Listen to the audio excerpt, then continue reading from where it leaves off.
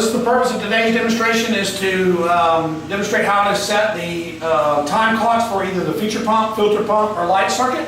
They all work the same way. First, before you set the time clock, you want to make sure if you have selector switches on the face of the door that they are set to the auto position, which tells the controller to look for the brains that are coming out of the PLC, the programmable logic controller.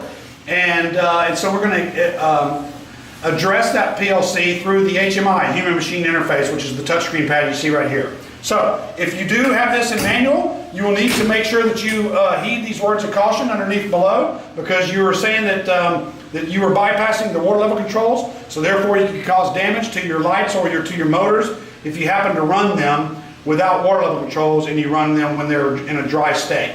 So assuming you have proper water level controls, you're going to put your selector switches into auto. You're going to come up here to your status. Your status is going to show that the main feature pump is in an auto off state. And the reason why that is because if we go to the feature pump's HOA switch, it shows it in an off. We can put it in the off and it'll change to off. We can put it into hand, which turns it on 24/7, 365, 24 hours a day for 365 days a year until such time as you turn it off. But in this particular case, we want to put it into auto state, which says to look for the time clocks to tell me if I should turn on or turn off.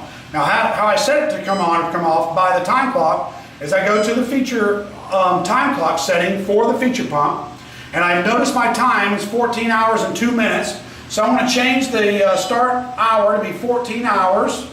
I want to change the start minute to be 3. So at 14 hours and 3 minutes, shortly here in a second, it's going to turn on.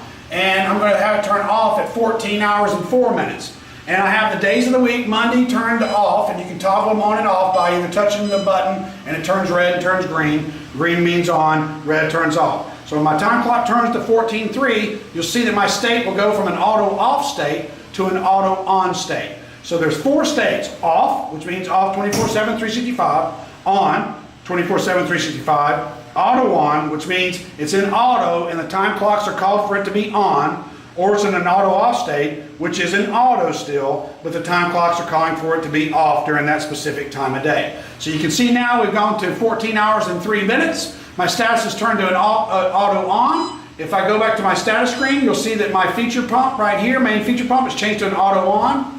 And you'll see also if we go back that at 14:04 it'll turn off and go back to an auto off state until next time tomorrow. If you have a second time clock, you can have those set for Saturday and Sunday times specifically if you want to have, and the first time clock can be Monday through Friday or any combination thereof.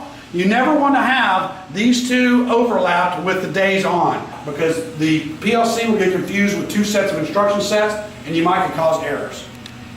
So if you're not going to use your second time clock for either a weekend operation or a second time during the day, it can be from 8 a.m. to noon for the first one, 5 p.m. to 10 p.m. for the second one. You can see now we've gone to 14 hours and 4 minutes. My contactor pushed out and then my status went to an auto off state.